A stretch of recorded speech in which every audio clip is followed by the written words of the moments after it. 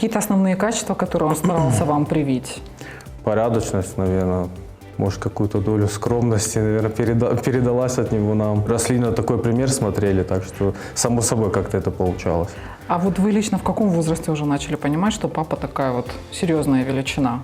Если честно, я и по сей день каждый год какие-то новые, да, факты всплывают. Всегда все двери открыты были, все к нему могли зайти по любому вопросу, то по рабочему, по личному. Какой, скажем так, главный жизненный урок вы вынесли из общения с ним? Нет ничего невозможного, если упорно трудиться и ставить цели себе.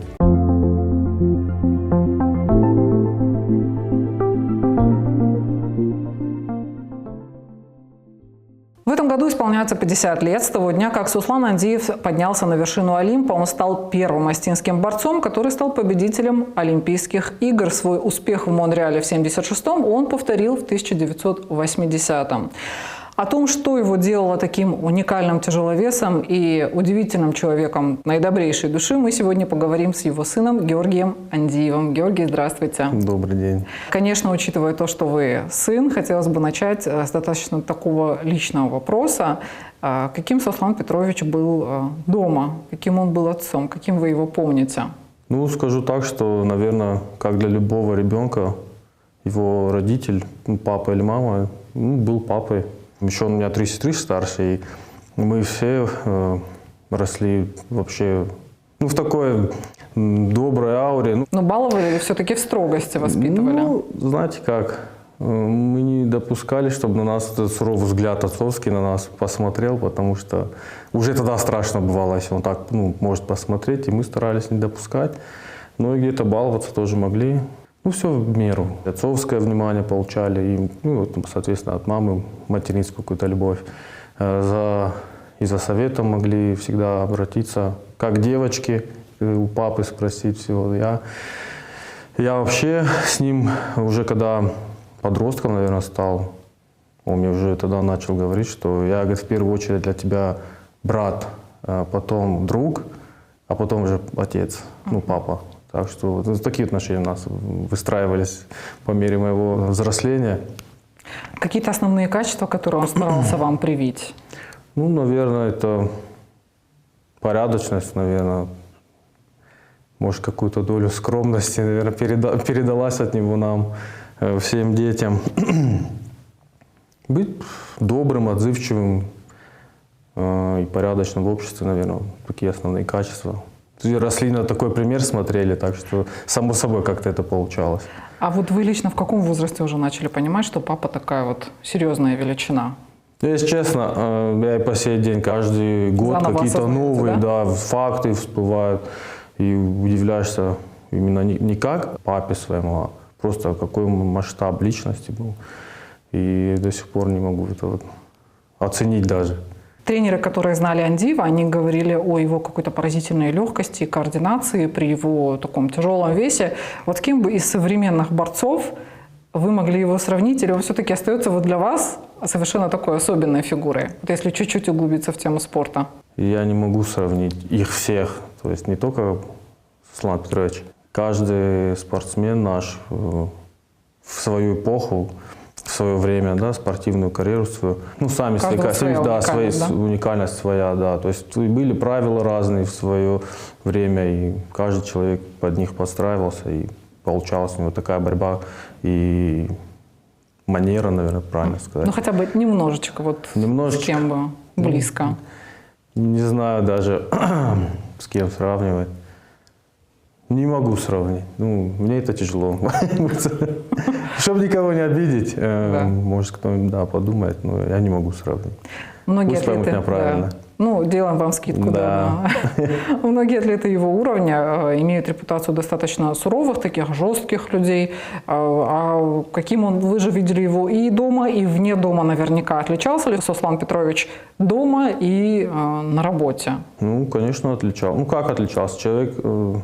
Также эти качества мне от него он передавал, мне не меняться. Какой ты есть, всегда такой ты и будешь. Вот там таким, ну, в рабочей обстановке он всегда был серьезен, сконцентрирован, где-то надо, мог поднять голос. Ну, Требовательный, не, да? требовательный, да, не обидеть человека, но требовать работу. Маленьким даже, когда был, он меня брал на работу в Минспорт, когда возглавил. И всегда все двери открыты были, все к нему могли зайти по любому вопросу, то по рабочему, по личному. Всегда старался всем помочь, всем что-то сделать, если что в его руках. То есть, а дома рабочие моменты вообще Оставались за порогом, да? за порогом дома, да, и у нас уже семейные какие-то вопросы обсуждались. Георгий, а не старался ли он направить вас вот в спортивном направлении, учитывая, что они братья, тоже спортивная семья? И... Ну, у нас не было прям такого, что вот ты будешь борцом, пойдешь на борьбу. Я перед тем, как прийти на борьбу, То есть борьбой вы все-таки занимались, да? Занимался, да, все равно. Это уже больше как сам я хотел уже. То есть меня грамотно подвели к борьбе, что она мне понравилась. До борьбы я и на футбол ходил, и на гимнастику ходил, и там еще в школе на ушу, на разные кружки, даже на танцы ходил. В маленький джигит, да, очень долго там протанцевал. В общем, борьба вас не настолько покорила, да, получается? Не, потом уже после этого всего пришел в борьбу и уже окончательно в борьбе остался, занимался. Очень нравился этот вид спорта и по сей день нравится.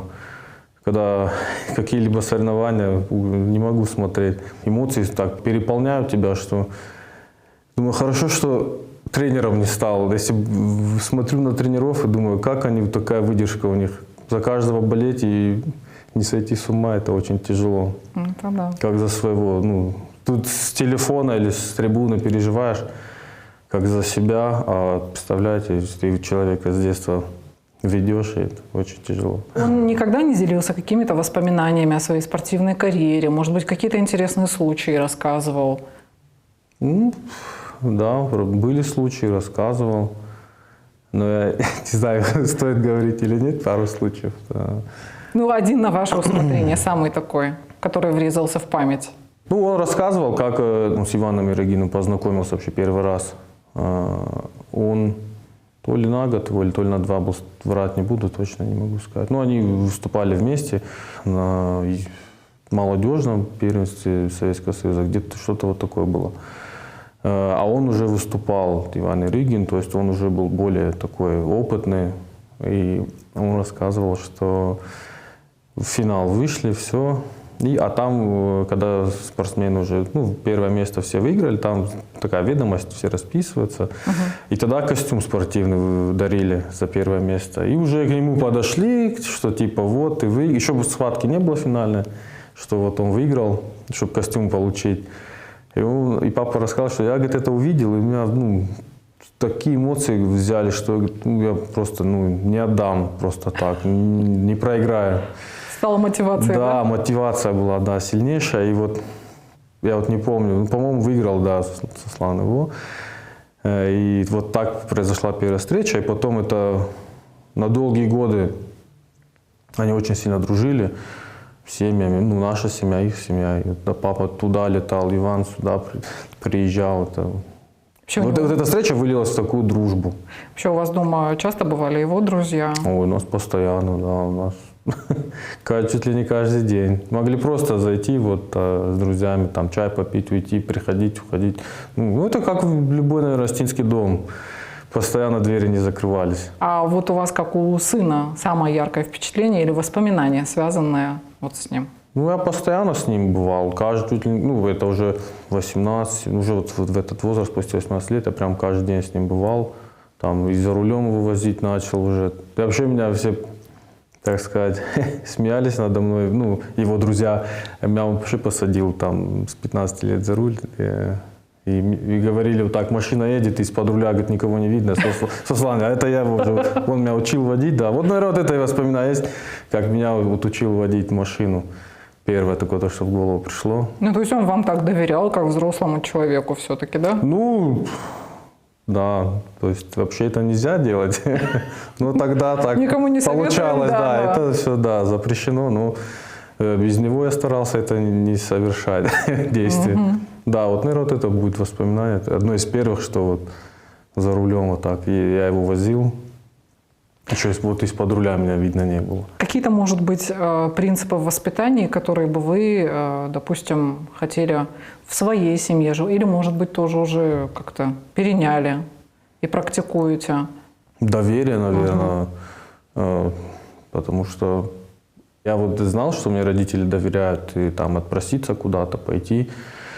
Я тоже не старался этим злоупотреблять, но и боялся, не то что боялся, думал, как-то накладывает это ответственность, потерять да? вот это доверие родителей нельзя вообще никак, ну и подвести. Так-то, в принципе... То есть таких запретов никаких не было? Никаких не было, Да. мы просто понимали, знали. Мне в школе, ну не то, что мне, моему классу, вообще в школе нас там классные руководители, все учителя нам говорили, вот вы зеркало своих родителей, то есть вы сидите здесь на уроках, как себя ведете, показываете себя там с хорошей стороны, с плохой, то есть вы своих родителей показываете. Ну, и мне это так в голову засело, что, ну, наверное, и всем нам, нашей семье, детям, что мы всегда везде старались вести себя так, что с какого дома мы вышли и чью фамилию, отчество несем. Наверное, вот такие как-то хочется качества передать своим младшим, чтобы они знали. Ну и вообще, наверное, по жизни и в школе, и в студенчестве наверняка на вас накладывало эту дополнительную ответственность, то, что вы сын Суслана Андиева, наверняка. Нет? Ну, накладывать, конечно, естественно, Да. с этим я ничего не поделаю. Ну, как-то справляемся. Ну, стараешься просто не акцентировать на этом внимание. Слышат фамилию, отчество, все. А вот, Сразу. Ты правда? Типа, это реально? Я говорю, ну да, а что там такого? То есть бывает такое, что могут и не поверить, да? Да, бывало, да, они не верят. Ну, я же говорю, для меня папа как обычный папа, ну, в смысле, обычный папа, да? А когда ты слышишь людей, что они говорят, вот он такой, вот такая у тебя вот... Масштаб личности, да. Такой масштаб, да, что ты... И вот ты каждый раз думаешь, блин, да... Каждый раз новый повод гордиться, да? Да, каждый день, да. Георгий, как бы вы сформулировали феномен Суслана Андиева? Вот как спортсмена, как человека, какой, скажем так, главный жизненный урок вы вынесли из общения с ним? Получается так, что нет ничего невозможного, если упорно трудиться и ставить цели себе. Феномен. Мне кажется, что вот простота, наверное, что быть простым человеком. Ну, мы все же люди простые, а он все постоянно и по сей день слышит, что вот он при таких званиях, регалиях, да, добился всего, и при этом оставался простым человеком в плане вот, отношения к людям, к семье, ко всем. Старался патриотом быть своей маленькой родины и страны в целом. Спасибо вам большое, Георгий, за интересную беседу.